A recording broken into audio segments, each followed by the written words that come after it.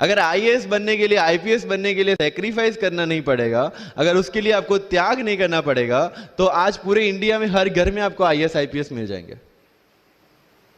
So when you are entering into this game of UPSC or MPSC, make sure that you have to sacrifice anything which will take you to your goal. लेकिन problem ये है कि हमें tension होती है, यार दोस्त की एंगेजमेंट है, उसकी बर्थडे पार्टी है, उसकी शादी है, अटेंड नहीं करूंगा तो बोलेगा मैं तेरी शादी में नहीं आऊंगा, एंड ऑल. लेकिन बिलीव मी, जब आप आईएएस बन जाओगे, वो सामने से याद दिलाएगा, भाई इनविटेशन कार्ड नहीं भेजा तूने. समझ रहे हो? तो जो कुछ भी इसके लिए सेक्रीफाइस कर रहे हो, वो जब आप उस पोस्ट पे पहुंचोगे, सब कुछ वर्थ है, सब कुछ. ये जितने भी फोटोग्राफ्स लगे हैं, सर ने जैसे बताया कि जितने भी इंसान सक्सेसफुल हुए, अगर आप उसकी लाइफ स्टोरी देखेंगे तो कहीं ना कहीं एक मोमेंट आता है जहां पे वो इंसान की जो स्ट्रगल है वो पीक पे हो जाते हैं. वो इस मोमेंट पे आपको डिसाइड करना है कि आपको वहां से यू टर्न लेना है या आपको वहां से आगे निकलना है. इन सब लोगों ने डिसाइड किया कि उनको वहां से आगे निकलना है. एंड दैट इज द फंडा ऑफ लाइफ. सक्सेस उन्हीं को मिलता है जो इस स्ट्रगल वाले मोमेंट से आगे निकलने की सोचता है.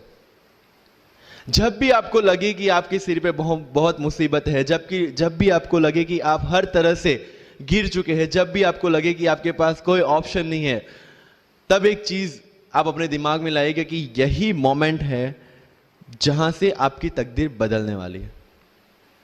क्योंकि डायमंड जो होता है वो जितना ज्यादा घिसता है उतनी ज्यादा उसकी वैल्यू होती है. सोना जो होता है वो जितना ज्यादा तपता है उतनी उसकी वैल्यू होती है. अगर आप जिंदगी में तप रहे हैं, अगर आप जिंदगी में घिस रहे हैं, अगर आपको लग रहा है कि आप हर तरह से मुसीबतों में गिरे हुए हैं, तभी आपकी जो वैल्यू है वो बढ़ने वाली है. और यही मेरा एटीट्यूड रहा है. लोग बोलते हैं कि तुम्हारी फाइनेंशियल कंडीशन ठीक नहीं थी, पापा इलेक्ट्रिशियन थे, मम्मी हाउसवाइफ थी, डायमंड के कारखाने में काम करती थी, उसके बाद उन्होंने मैरिज में रोटियां बनाने का काम किया और उस तरह से मैं पढ़ा. लेकिन जब मुझे पूछा जाता है कि ऐसी कौन सी चीज है आपकी लाइफ में जो आप बदलना चाहते हो, एंड आई सेड नथिंग. क्योंकि अगर वो चीजें नहीं होती मेरी लाइफ में तो शायद आज आपके सामने में नहीं होता. तो अगर लाइफ में प्रॉब्लम्स है, अगर लाइफ में स्ट्रगल है, जैसे सर ने बताया struggle is a part of life, and I strongly believe in that. क्योंकि अगर हम दिल्ली में थे, मेरे दोस्त के साथ में निकला बाहर घूमने, तो बोलता है यार ऐसी लाइफ चाहिए, कोई मगजमारी नहीं, आराम से बैठते हैं पूरे दिन एसी वाले कमरे में, बहुत सारे पैसे हैं और कोई टेंशन नहीं, ऐसी लाइफ चाहिए मुझे. मेरे पास ऑप्शन है. बोलता क्या? बोला देख सामने एटीएम का रूम दिख रहा है, एसी वाला कमरा है, बहुत सारे पैसे, कोई मगजमारी नहीं, जॉब ले ले. क्यों आईएएस आईपीएस में दिमाग खराब कर रहा है? अगर स्ट्रगल नहीं चाहिए तो you have to compromise with that life.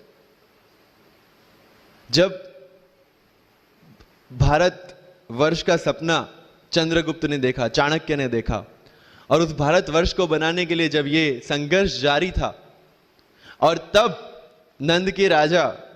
राजा धनानंद की डॉटर दुर्धरा से चंद्रगुप्त को प्यार हो जाता है.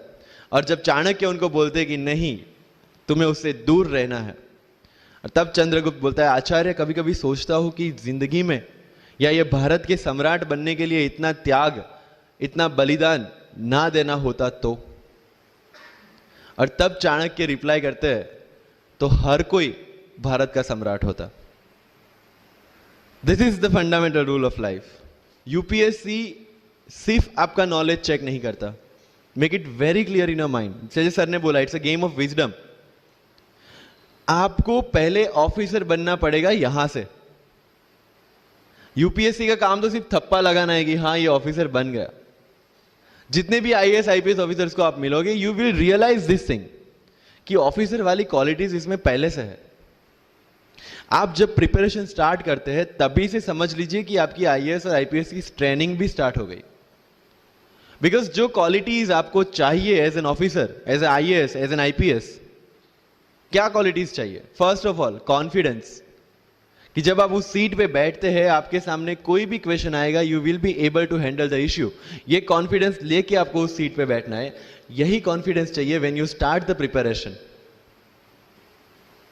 डिसीजन मेकिंग, अगर हर एक टॉपिक पे आप हर एक कोई को पूछने जाते हैं भाई इसमें कौन सी बुक पढूं, इसमें क्या पढूं, इसमें क्या करूं, then you are not suitable for this exam. आज मेरे पास काफी मैसेजेस आते हैं, sir please give me your strategy. I am sure आप में से काफी लोगों ने किसी टॉपर्स को पूछा होगा, please share your strategy. Why? हर एक की स्ट्रेटजी अपनी खुद की होती है. अगर आज 990 लोग यूपीएससी में सिलेक्ट हुए तो यू विल गेट 990 स्ट्रेटजीज, क्योंकि हर एक की स्ट्रेंथ और हर एक की वीकनेस अलग है. You have to understand this.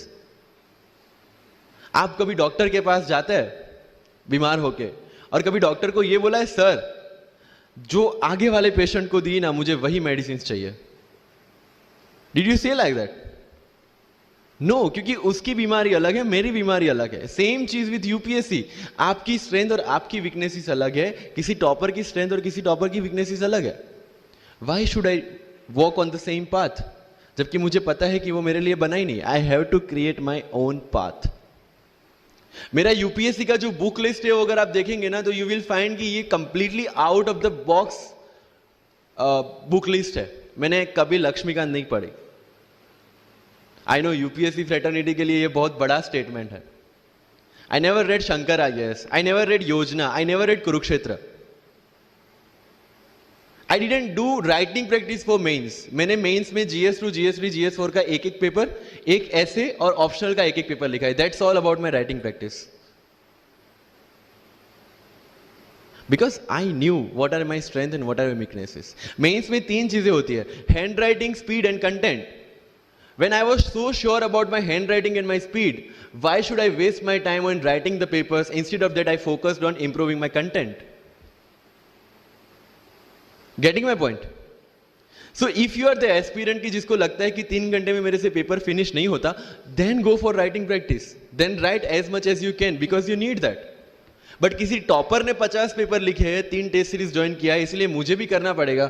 No, that is not the rule in UPSC. किसी ने ये टेस्ट सीरीज ज्वाइन की, मैं वहां चला गया. किसी ने वो टेस्ट सीरीज की, मैं वहां चला गया.